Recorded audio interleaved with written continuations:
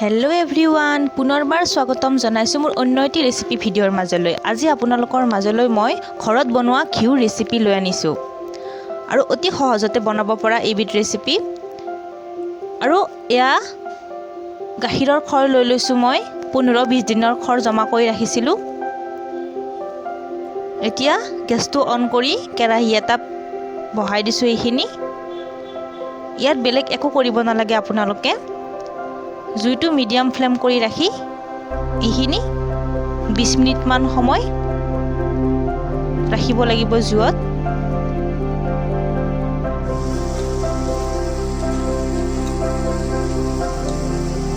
এইখিনি ভালদৰে লৰাই মিহলাব। আৰু এয়া আপোনালোকে দেখিছে ব্ৰাউন কালাৰ হৈ গৈছে। এতিয়া মই কটনৰ চাফা কাপোৰ এখন লৈ লৈছোঁ। আপোনালোকে চাকনিৰ সহায়তো এইখিনি চাকি ল'ব পাৰিব।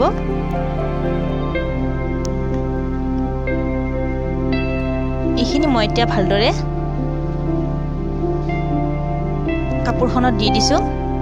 এয়া আপোনালোকে দেখিছে ঘিখিনি এক্সট্ৰাকে নিগৰি পৰিছে।